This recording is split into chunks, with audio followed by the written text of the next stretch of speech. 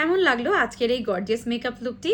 আর এই মেকআপ লুকটা ক্রিয়েট করতে আমি যে প্রোডাক্টগুলো ইউজ করেছি সেটা আপনাদেরকে আজকের এই শর্ট ভিডিওতেই আমি বলে দিচ্ছি। প্রথমে আমি ইউজ করেছি রেভলিউশনের ম্যাটিফাই প্রাইমারটি। যাদের স্কিন অয়েলি এবং যারা একটু matte makeup, long lasting makeup চাচ্ছেন, তার রেভলিউশনের এই প্রাইমারটি ব্যবহার করতে পারেন।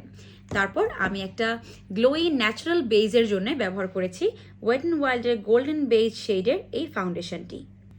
আমার ফেসটাকে ম্যাটিফাই করতে এবং সেট করতে ব্যবহার করেছি রেভলিউশনের এই লুজ পাউডারটি। আর কনসিলারের জন্য এবং আই মেকআপের বেস হিসেবে ইউজ করেছি এলে গার্লের এই কনসিলার। আজকের এই গর্জিয়াস আই মেকআপ লুকে আমি ব্যবহার করেছি মেকআপ রেভলিউশনের সোফ এক্স আইশ্যাডো প্যালেট, এবং এখান থেকে খুব বিউটিফুল কিছু শিমারি শেডস দিয়ে আমি এই গর্জিয়াস লুকটা ক্রিয়েট করেছি। আর for the eyeliner and mascara আমি ব্যবহার করেছি এসেন্সের আই লাভ এক্সট্রিম মাস্কারা এবং W7-এর এই আইলাইনারটি। লিপ লাইনার হিসেবে আজকে আই ম্যাজিকের একটা সেট থেকে আমি একটা মেরুন কালার ইউজ করেছি, আর ওয়েট অ্যান্ড ওয়াইল্ডের বিহাইন্ড দ্য ব্লিচার্স এই শেডটি ব্যবহার করেছি। And lastly, to set my entire face makeup, I have used the Wet n Wild Matte Finish Setting Spray. This setting spray is best for long-lasting makeup. যারা beginner রয়েছেন, আশা করি আজকের এই ভিডিওটা দেখে আপনারা বুঝতে পেরেছেন যে এই ধরনের একটা গর্জিয়াস লুক ক্রিয়েট করতে আপনার কি কি প্রোডাক্ট প্রয়োজন।